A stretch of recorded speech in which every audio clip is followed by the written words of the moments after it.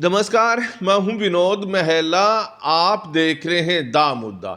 2024 के लोकसभा चुनाव में जीत हासिल करने के लिए कांग्रेस और भारतीय जनता पार्टी दोनों ने ताकत झोंक दी है।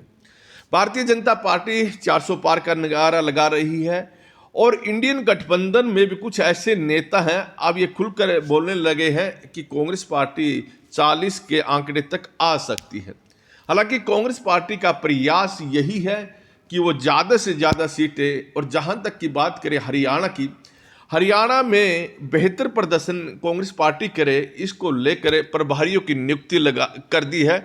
और ये प्रभारी सर्वे कराएंगे और सर्वों में जिनका नाम एक मजबूत कैंडिडेट के तौर पर उभरेगा उसको टिकट दिया जाएगा। अभी तक तो ऐसा माना जा रहा है। प्रभारी सर्वे में लग चुके हैं और यह भी सुनने में आ गया है कि इन प्रभारियों के साथ साथ गुप्त तरीके से दीपेंद्र हुड्डा ने अपनी टोली के कुछ नेता इन प्रभारियों के साथ अटैच कर दिए, यानी अपने दूत भी लगा दिए हैं। और इन प्रभारियों को यह पता नहीं होगा कि ये दीपेंद्र हुड्डा के दूत हैं। और इनमें 2 वरिष्ठ नेता होंगे और एक युवा कांग्रेस का नेता शामिल होगा। ये भी साथ साथ में सर्वे करेंगे।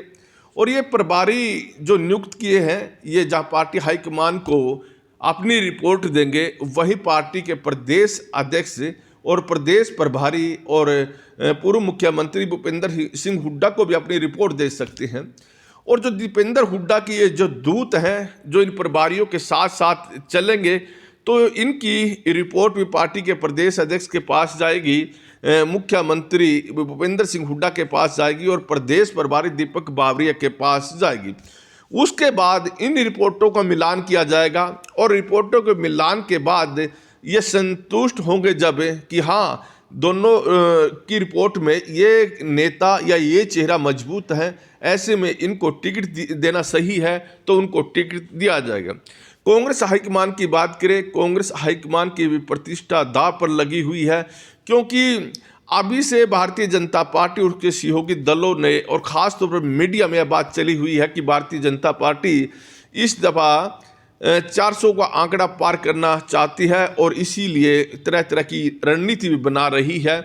और कांग्रेस को इस दफ़ा बड़ा झटका देने की तैयारी में है। और जो इंडिया बनाया था, अब वो बचा रहेगा, इस पर भी सवाल खड़े हो गए हैं, क्योंकि इस इंडिया जो बनाया गया था, जिसकी रूपरेखा रची थी, जिसकी रचना रची थी, वो रचनाकार भी अब इंडिया को छोड़कर भारतीय जनता पार्टी के साथ आ गए हैं। वो है जो बिहार के मुख्यमंत्री नीतीश कुमार, और वो एनडीए में शामिल हैं। और जहाँ तक कि दूसरे जो बड़े गट्टे के इंडिया में बने थे, वो तृणमूल कांग्रेस की नेता और पश्चिम बंगाल की मुख्यमंत्री ममता बनर्जी है। अब ममता बनर्जी के बयान जो पिछले कई दिनों से आ रहे हैं, वो कांग्रेस के खिलाफ आ रहे हैं। और यहाँ तक कि जो राहुल गांधी की जो भारत जोड़ो यात्रा पश्चिम बंगाल में है, तो वहाँ की सरकार ने उसको रोक लिया था और राहुल गांधी की केवल एक गाड़ी को बाजार में घूमने के लिए जाने दिया था, बाकी गाड़ियों को रोक लिया था।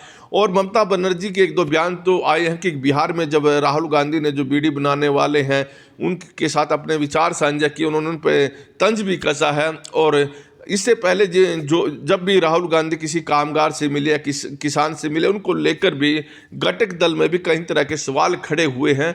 और कहीं ना कहीं ममता बनर्जी का भी यही कहना है कि कांग्रेस पार्टी की स्थिति देश में अच्छी नहीं है और हो सकता है कि कांग्रेस पार्टी निचले पायदान तक आ जाए। शिवसेना निश्चित तौर पर राहुल गांधी या फिर कांग्रेस के साथ खड़ी हुई दिखाई दे रही है, लेकिन शिवसेना की महाराष्ट्र में जो हालत है वो कमज़ोर है। और जहां तक की बात करें उत्तर प्रदेश में, तो समाजवादी पार्टी ने तो अपने 15-16 के आसपास टिकटों की घोषणा भी कर दी है। और कांग्रेस को उन्होंने केवल 11 सीटों की सूची बनाकर भेज दी है। हालांकि कांग्रेस उस पर संतुष्ट होती दिखाई भी नहीं दे रही है, लेकिन कांग्रेस के पास उत्तर प्रदेश में ज़्यादा कुछ है भी नहीं है। कारण यह है कि जब पिछले विधानसभा चुनाव लड़ रहे थे, तो उसमें केवल एक विधानसभा पर ही कांग्रेस पार्टी ने जीत हासिल की थी। तो उत्तर प्रदेश में जो कांग्रेस का संगठनात्मक ढांचा है वो भी कमज़ोर है और वहाँ समाजवादी पार्टी को लग रहा है कि कांग्रेस को जितनी ज़्यादा सीट देंगे उतना ही नुकसान पार्टी को होगा। ऐसे में समाजवादी पार्टी भी अब उन्हें ज़्यादा सीटें देने के पक्ष में नहीं है।